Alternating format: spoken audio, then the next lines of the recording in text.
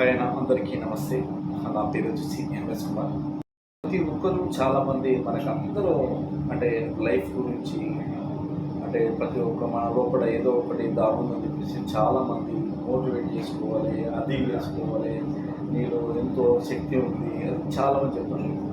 కానీ మన ఇష్టాలు ఎవరు మాత్రం ఎవరికి, ఎందుకంటే మన లోపల ఇంటర్ మైండ్లో ఉండిపోతుంది. ఎప్పుడైనా నువ్వు ఏ జాబ్ కానీ ఏ వర్క్లో మీరు ఎంచుకున్నా కానీ దానికి ఏంటంటే దాని మీద మనకు ఇష్టం ఉందా లేదా ఫస్ట్ ఆఫ్ ఆల్ చెక్ చేసుకుంటాం. అంటే ఏంటంటే ఇప్పుడు మనం చేసే పని మీద దానికి ఇష్టం ఉంటేనే బలవంతంగా ఎప్పుడు మాత్రం చేయకండి ఎట్టి పరిస్థితులు. ఎందుకంటే బలవంతం చేసే లైఫ్ అనేది మనకు ముందుకు మనకు అనుకున్న ఆశలు అంటే ఏం చేస్తుంటే కోరికలను చంపేసుకుంటాం మనం.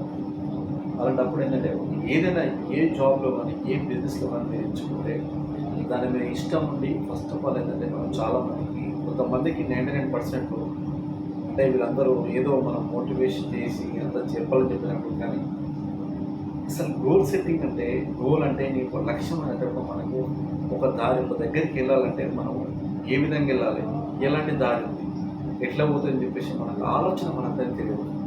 ప్రతి ఒక్కరికి ఉంటుంది, నాకు అన్ని విధాలు అన్నీ కావాలి, నేను కూడా కాళ్ళ దిగాలని చెప్పేసి. నువ్వు చేసే పనికి ఎప్పుడైనా కూడా నువ్వు ఫస్ట్ ఆఫ్ ఆల్ నువ్వు ఇష్టపడాలి. ఆ ఇష్టపడి ఆ పని నేను చేయగలని చెప్పేసి నేను ఒక నమ్మకం కలిగి పెట్టుకోవాలి. ఎప్పుడైతే నీ ఇష్టపూర్తిగా చేస్తావో నువ్వు ఎంచుకున్న నీ యొక్క రంగంలో నీ యొక్క లక్ష్యాన్ని ఎలా మనము ఒకటేసారి మనం కోటీశ్వరం కాలేము, కానీ మన కోటీశ్వరం కానికి కూడా ఖచ్చితంగా మనం ఏంటంటే ఒక డివైడ్గా, ఎందుకంటే నేను సపోజ్ ఎగ్జాంపుల్గా ఒక 1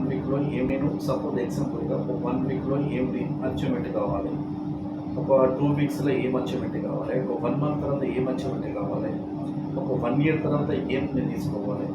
ఇప్పుడు పెన్ టు పెన్ ఏంటంటే మనం ఒక పేపర్ మీద నోట్ చేసుకొని చాలామంది చెప్తారు మనం డ్రీమ్స్ రాసుకోమని, డ్రీమ్ రాసుకోమని. ఫ్రెండ్స్ చెప్తున్నా గుర్తుపెట్టుకోండి, everyday your read no your బుక్లో ఖచ్చితంగా కనీసం ఒక 5 to 10 minutes డైలీ నువ్వు నీకేం కావాలో ఖచ్చితంగా నీ పేపర్లో ఒక బుక్లో రోజు రాయండి. ఏమైందంటే మనకు డైలీ మనం చేసే పని కాబట్టి మనకు డైలీ అలవాటు అయిపోయిందంటే మనం డైలీ ఏమైందంటే ఫిక్స్ అయిపోతాం. సో నాకు ఇది కావాలి, నేను లేకపోతే ఇది అచీవ్మెంట్ చేసుకోవాలి.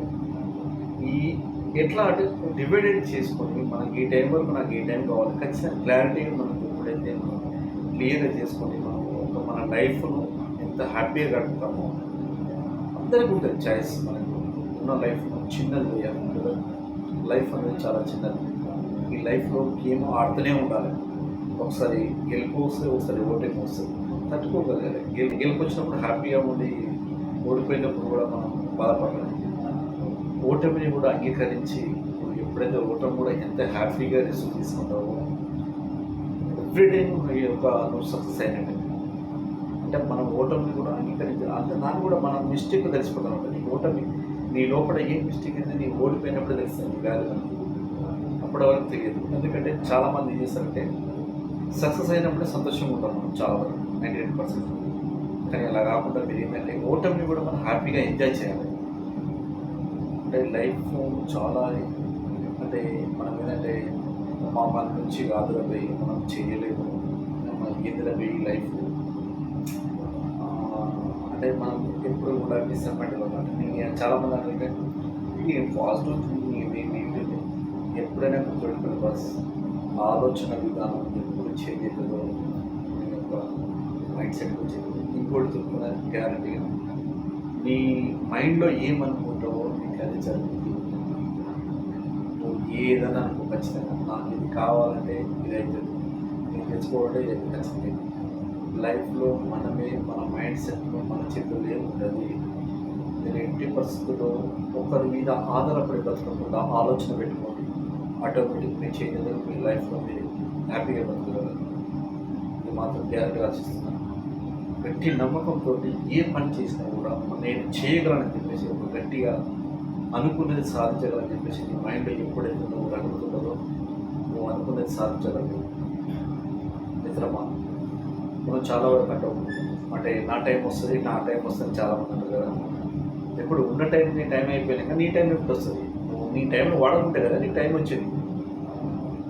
దయచేసి మాత్రం ఎట్టి పరిస్థితుల్లో మీ యొక్క సమయాన్ని ఎప్పుడు కూడా అంటే తెలియకుండానే మనం చాలా వరకు ఎంజాయ్ చేస్తుంటాం, టైం అంతా వేస్తుంటాం. అంటే జనరల్గా ఏంటంటే చాలా వరకు ఏంటంటే మనం హ్యాపీగా ఉండాలంటే ఎక్సైట్మెంట్ ఎంజాయ్మెంట్ ఏంటంటే మంచి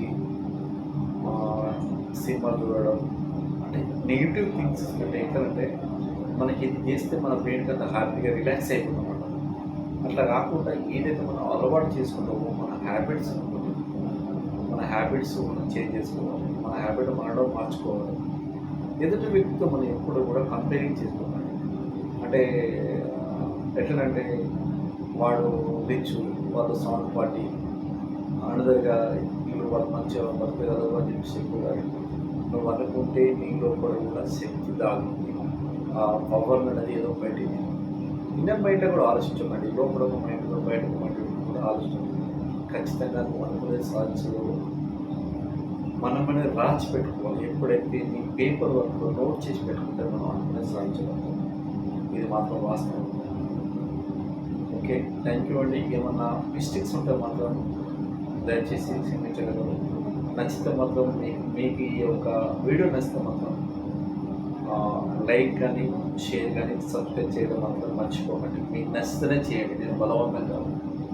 కానీ అంటే నా కాన్సెప్ట్ ఏంటంటే మనం ప్రతి ఒక్కరం నేను ఒక్కటే గొప్పతనం గొప్పతనం కదా లైఫ్లో మనం అనుకున్నది ఏముందా ఇవాళ 2-4 అయిపోతాం కదా. నలుగురిలో 10 మందితో మన పేరు అనేది మంచి అనేది సంపాదించుకోవాలి. అది గొప్పతనం. మంచి డబ్బులు వేయాలి, సంపాదించడం లేకపోతుంది. కానీ మంచి అని పేరు మాత్రం ఎప్పుడు మొత్తం చెరగండి. అది సంపాదించుకోండి. అది ఒక దుస్తున్న మైండ్లో అది కూడా సాధించగలరు. ఓకే, థ్యాంక్ యూ అండి. Thank you so much.